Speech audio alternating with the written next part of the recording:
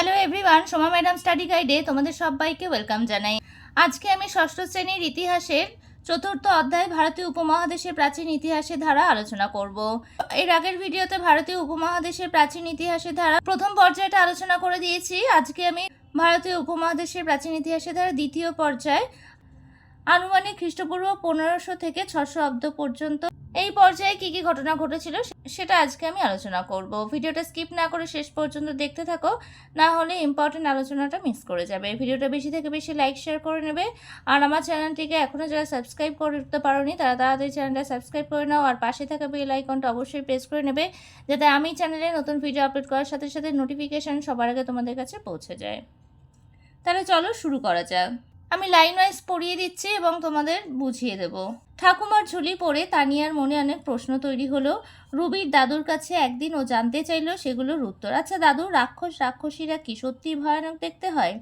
এখানে গল্পের মাধ্যমে আলোচনা শুরু হয়েছে। তাহলে তানিয়া ঠাকুমার ঝুলি পড়ে তার মনে যে প্রশ্নগুলো হয়েছিল সেটা সে রুবির দাদুর কাছে একদিন জিজ্ঞাসা করলো, এবং তার মনে রাক্ষসীরা আছে কিনা সেটা সেই সম্বন্ধে সে জানতে চাইলো। এরপরের পেজে দেখো, অরুণ বলল, মেলার মাঠে রাম রাবণের যুদ্ধ দেখেছি। রাবণ তো রাক্ষস রাজা, তাই হারু কাকা রাবণ সাজার জন্য মুখে কালি মেখেছিলেন। তিতির বলল, দাদু, রামায়ণে রাবণের সত্যি 10টা মাথা ছিল? দাদু সবসময় ওদের প্রশ্ন শুনে খুশি হন। বললেন, মানুষের কল্পনায় আর কথায় এভাবেই গল্পগাথা তৈরি হয়। রাক্ষসের যে বর্ণনা তোমরা জানো সে সবই মানুষের কল্পনা। রামায়ণের গল্পকথায় কিন্তু রাবণ খুব সুন্দর দেখতে ছিল, আর 10টা মাথা মানে 10 দিকে যার মাথা খাটে। পলাশ বলল, তাহলে রাবণকে কবে থেকে আর কেন ভয়ানক ভাবা শুরু হলো? দাদু বললেন, এই তো ইতিহাসের কেন ও কবে তোমাদের ভাবাতে শুরু করেছে। রামায়ণ কি তা তোমরা সবাই জানো? সুরাইয়া বলল, রামায়ণ তো রাম রাবণের যুদ্ধের গল্প। আচ্ছা দাদু, রামায়ণ কি ইতিহাস? দাদু বললেন, ইতিহাস সবেতেই আছে। কোথায়, কতটা, কিভাবে ইতিহাস লুকিয়ে আছে সেটা খোঁজাই ইতিহাসের গোয়েন্দার কাজ। কোনো এক সময় একদল যাযাবর ঘুরতে ঘুরতে চলে এসেছিল ভারতীয় উপমহাদেশে। সেখানকার পুরনো বাসিন্দাদের সঙ্গে শুরু হলো তাদের মেলামেশা। তার সঙ্গে চলল যুদ্ধ লড়াই। সেই যুদ্ধে বেশিরভাগ সময় বাইরে থেকে আসা মানুষগুলি জিতে গেল। তারপর আস্তে আস্তে উপমহাদেশের উত্তর অংশে তারা বসতি তৈরি করলো। ধীরে ধীরে দক্ষিণ অংশ ছড়িয়ে পড়েছিল তারা। মনে করা হয় দক্ষিণ অংশে ছড়িয়ে পড়ার সেই কাহিনী রামায়ণে পাওয়া যায়। তাহলে এখানে গল্পের মাধ্যমে ইতিহাসের বিভিন্ন বিষয়বস্তু সম্বন্ধে আলোচনা করা হয়েছে। দেখো, প্রথমে অরুণ বলল যে মেলার মাঠে রাম রাবণের যুদ্ধ সে দেখেছে, কিন্তু রাবণ হচ্ছে রাক্ষসের রাজা। আর তিতির জানে যে রাবণের 10টা মাথা। সে তখন জিজ্ঞেস করে রাবণের 10টা মাথা আছে কিনা। তখন দাদু বলল যে 10টা মাথা মানে 10 দিকে যার মাথা কাটে। রামায়ণের গল্পে সেই রাবণের কথাই বলা হয়েছে। আবার এই রামায়ণের সাথে ইতিহাসের কোনো মিল আছে কিনা সেটা বিষয়ে আগ্রহ প্রকাশ করলো। সে বিষয়ে তারা আগ্রহ প্রকাশ করলো এবং তখন দাদু ব্যাখ্যা করলেন যে এর সঙ্গে ইতিহাসের কিছুটা মিল আছে, কারণ প্রতিটা ঘটনার মধ্যেই কিভাবে কতটা ইতিহাস লুকিয়ে আছে সেটা খুঁজলেই ইতিহাসের বিষয় জানা যায়। কারণ সেই সময় একদল যাযাবর মানুষ ঘুরতে ঘুরতে ভারত উপমহাদেশে চলে এসেছিল এবং সেখানকার পুরনো বাসিন্দাদের সঙ্গে তাদের মেলামেশা শুরু হলো এবং যুদ্ধ লড়াইও হতে থাকলো। এবং এই যুদ্ধে কারা জিতল? বাইরে থেকে আসা বেশিরভাগ মানুষগুলি তখন জিতে গেল এবং তারা ভারতীয় উপমহাদেশের উত্তর অংশে বসতি তৈরি করলো। ধীরে ধীরে দক্ষিণ অংশ ছড়িয়ে পড়লো এবং দক্ষিণ অংশে ছড়িয়ে পড়ার সেই কাহিনী কিন্তু রামায়ণে খুঁজে পাওয়া যায়। তাহলে রামায়ণের সঙ্গে ইতিহাসের কিছুটা মিল খুঁজে পাওয়া যাচ্ছে। যুদ্ধে জয় আর বসতি গড়ে তোলার কথা ঘিরে তৈরি হলো অনেক গল্প। সেগুলি ফিরতে লাগলো মুখে মুখে।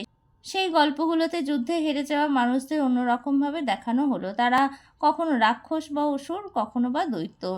তাছাড়া তারা কখনো অসভ্য বা দস্যু। রামায়ণ সেই যুদ্ধে জেতা মানুষদের গল্প, তাই হেরে যাওয়া রাবণ সেখানে খারাপ ও ভয়ানক। তাহলে এখানে যুদ্ধে জয় আর বসতি গড়ে তোলা নিয়ে অনেক গল্প হলো এবং সেই কথা মানুষের মুখে মুখে ছড়িয়ে পড়তে লাগলো এবং এই গল্পগুলোতে যুদ্ধে হেরে যাওয়া মানুষদেরকে অন্যভাবে দেখানো হলো এবং তারা কখনো রাক্ষস বা অসুর, আবার কখনো বা দৈত্য রূপে প্রকাশ পেয়েছিল এবং তারা ছিল কখনো অসভ্য বা দস্যু। রামায়ণের সেই যুদ্ধে জেতা মানুষদেরই গল্প। আর হেরে যাওয়া হচ্ছে রাবণ। সেখানে রাবণ হচ্ছে খারাপ এবং ভয়ানক। পরের দিন ইতিহাসের ক্লাসে দাদুর বলা কথাগুলো বলল তানিয়া। দিদিমণি বললেন, রামায়ণে ও মহাভারতের গল্পের আগের অনেক কল্পকথা জানা যায়, সেই সব কথা আছে বেদে। আজ আমরা সেই সময়ের কথাই জানবো। তাহলে এই যে পরের দিন ক্লাসে যখন আলোচনা হলো, তখন তানিয়া এই যে আলোচনা হলো দাদুর সাথে, যে আলোচনাগুলো হলো সেই আলোচনাগুলো ক্লাস টিচারকে সেগুলো বলতে লাগলো। এবং তখন ক্লাসের দিদিমণি বললেন যে রামায়ণ মহাভারতের গল্পের আগেও কিন্তু অনেক গল্প কথা জানা যায়, এবং সেই সব কথা কোথায় আছে? বেদে আছে, এবং এই বেদ সম্বন্ধে আমরা এখন জানবো। পরের পেজে চলে আসো, দেখো ইন্দো ইউরোপীয় ভাষা পরিবার। ইন্দো ইউরোপীয় ভাষার পরিবার। অনেক সময় বাংলা এবং ইংরেজি শব্দের মধ্যে তোমরা একটা মিল খুঁজে পাবে। যেমন ধরো, বাংলায় মা, সংস্কৃতে মাতো বা মাতৃ, ইংরেজিতে মাদার, লাতিনে মাতের। পিতৃ বা ভাতৃ শব্দগুলোরও এমনই মিল রয়েছে বেশ কিছু ভাষার শব্দের সঙ্গে। উচ্চারণ ও অর্থের মিল কিন্তু এমনি এমনি হয় না। মানুষের পরিবারের মতো ভাষারও পরিবার আছে। সেই একই পরিবারের ভাষাগুলির মধ্যে বেশ কিছু মিল থাকে। তেমনই একটা ভাষা বা পরিবার হলো ইন্দো ইউরোপীয় ভাষা পরিবার।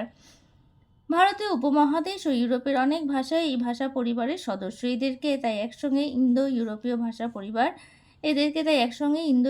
ভাষা পরিবার বলা হয়। এই ভাষা ব্যবহারকারীরা কোথায় থাকতো? শব্দের ব্যবহার থেকে মনে হয় যে তারা তৃণভূমি অঞ্চলের মানুষ ছিল। তাহলে এই যে ইন্দো ইউরোপীয় ভাষা পরিবার, এদেরকে কেন বলা হচ্ছে ইন্দো ইউরোপীয় ভাষা পরিবার? মানুষের পরিবারের মতো ভাষারও কিন্তু পরিবার আছে, আর এই একই পরিবারের ভাষাগুলির মধ্যে কিন্তু বেশ কিছু মিল থাকে। আর তেমনই একটা ভাষা পরিবার হচ্ছে ইন্দো ইউরোপীয় ভাষা পরিবার। ভারতীয় উপমহাদেশ ও ইউরোপের অনেক ভাষাই এই ভাষা পরিবারের সদস্য। তাই এদের একসঙ্গে ইন্দো ইউরোপীয় ভাষা পরিবারের সদস্য বা ইন্দো ইউরোপীয় ভাষা পরিবার বলা হয়। এরা কোথায় থাকতো? যেহেতু শব্দের ব্যবহারে অনেকটা মিল খুঁজে পাওয়া যায়, তাই জন্য মনে করা হয় যে তারা তৃণভূমি অঞ্চলের মানুষ ছিল।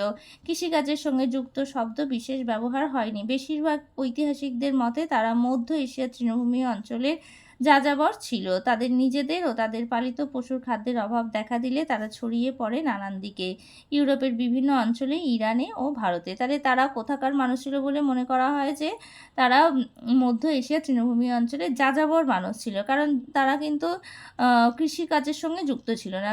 তার কারণ যাযাবররা কি হয়, তাদের নিজেদের পালিত পশুর খাদ্যের অভাব দেখা দিলে বিভিন্ন জায়গায় এদিক ওদিক ছড়িয়ে তারা খাদ্যের সন্ধানে এদিক ওদিক চলে যায় এবং খাবার সংগ্রহ করে থাকে, তাই জন্য তাদের যাযাবর বলা হয়।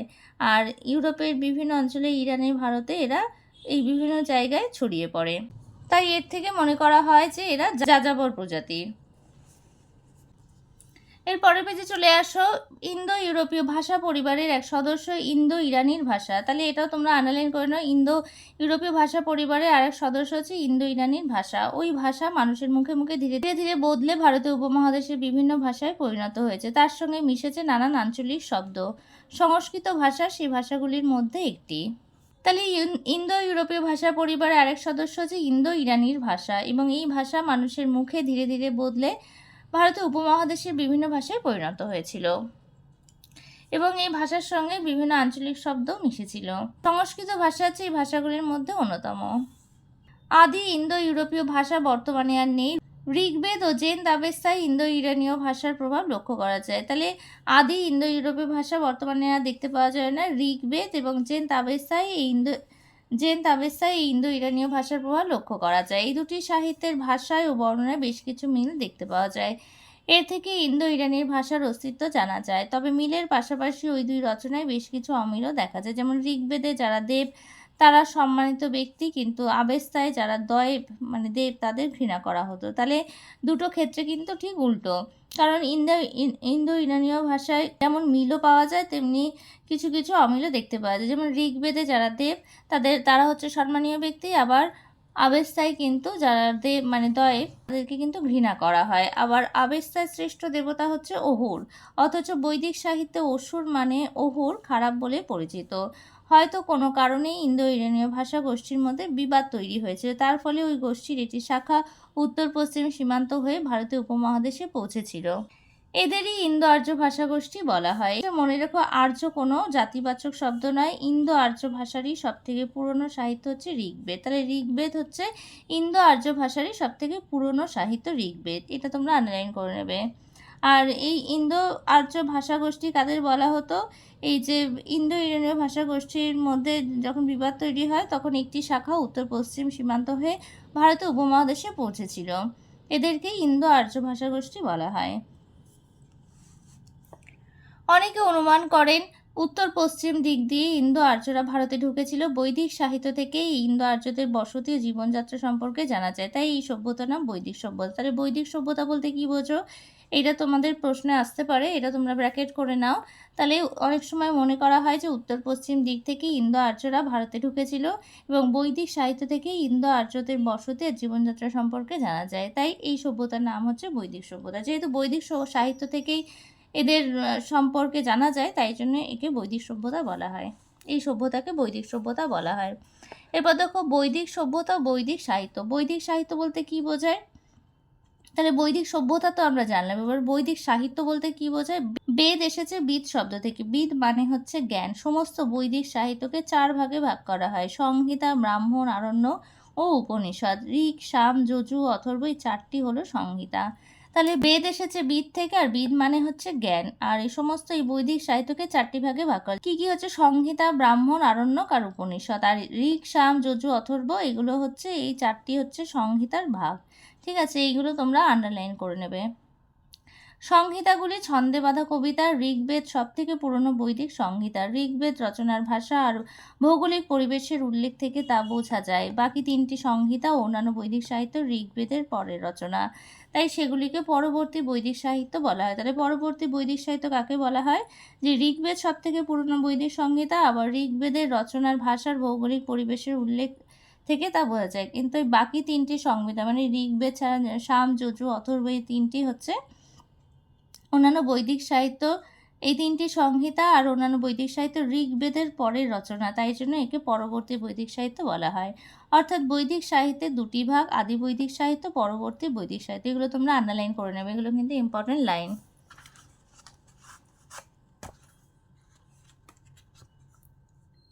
বৈদিক সাহিত্য থেকে বৈদিক সভ্যতার ইতিহাস জানা যায়। বৈদিক যুগেরও ভাগ 2টি: আদি বৈদিক যুগ আর পরবর্তী বৈদিক যুগ। আবার বৈদিক যুগকে 2টি ভাগে ভাগ করা যায়, একটা হচ্ছে আদি বৈদিক যুগ, একটা হচ্ছে পরবর্তী বৈদিক যুগ।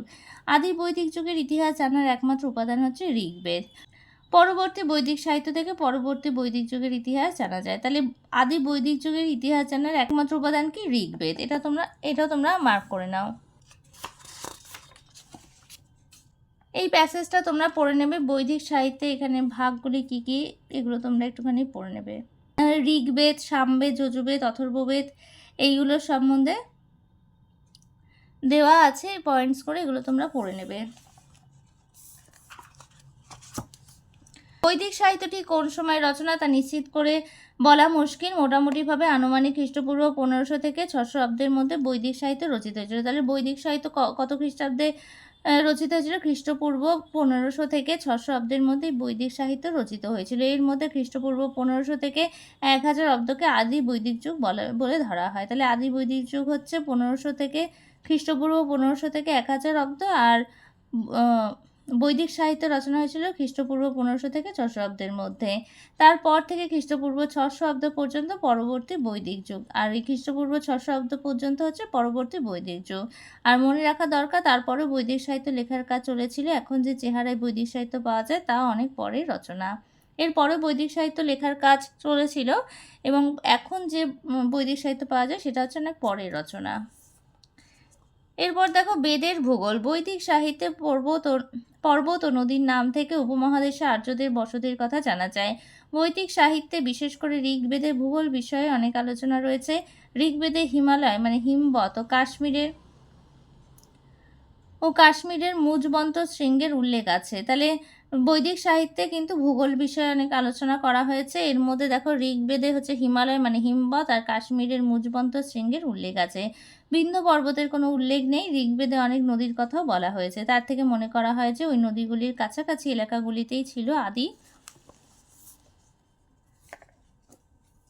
বৈদিক যুগের বসতি। তাহলে যেহেতু ঋগ্বেদে অনেক নদ নদীর কথা উল্লেখ করা হয়েছে, তার থেকে মনে করা হয়েছে নদীর কাছাকাছি এলাকাগুলোতেই এদের বসতি ছিল, আদি বৈদিক যুগের বসতি ছিল।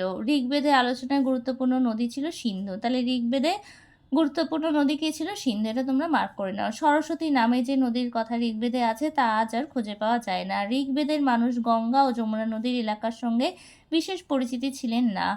ঋগ্বেদে একেবারে শেষের দিকে মাত্র একবার গঙ্গা যমুনা নদীর কথা পাওয়া যায়। তাহলে গঙ্গা যমুনা এই নদীগুলির সাথে তাদের কোনো বিশেষ পরিচিতি ছিল না, কিন্তু শেষের দিকে একবার মাত্র এই গঙ্গা যমুনা নদীর উল্লেখ পাওয়া যায়।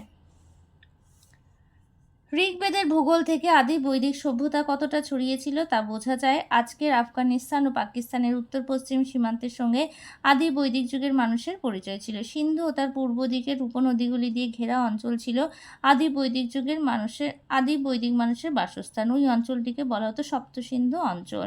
তাহলে সপ্তসিন্ধু অঞ্চল কোন জায়গাটাকে বলা হতো? সিন্ধু ও তার পূর্ব দিকের উপনদীগুলি দিয়ে ঘেরা অঞ্চল ছিল আদি বৈদিক যুগের বাসস্থান, আর এই অঞ্চলটাকেই বলা হতো সপ্তসিন্ধু অঞ্চল। তাহলে এটা তোমরা মার্ক করে নেবে, সপ্তসিন্ধু অঞ্চল বলতে কি বোঝো এইটুখানি তোমরা ব্র্যাকেট করে নেবে। পরবর্তী বৈদিক সাহিত্যের বর্ণনায় ওই ভূগোল আস্তে আস্তে বদলে গিয়েছিল।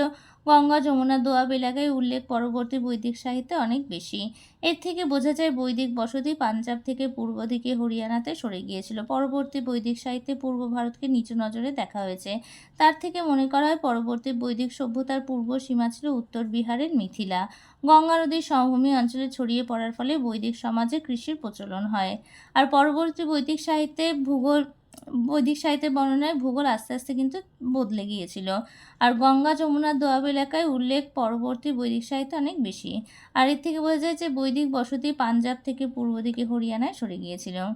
আর পরবর্তী বৈদিক সাহিত্যে পূর্ব ভারতকে কিন্তু অনেক নিচু নজরে দেখা হয়েছিল। এর থেকে মনে করা হয় যে পরবর্তী বৈদিক সভ্যতার পূর্ব সীমা ছিল উত্তর বিহারের মিথিলা। তাহলে পরবর্তী বৈদিক সভ্যতার সীমানা কতটা ছিল? উত্তর বিহারের মিথিলা। আর গঙ্গা নদীর সমভূমি অঞ্চলে ছড়িয়ে পড়ার ফলে বৈদিক সমাজে কিন্তু কৃষির প্রচলন হয়।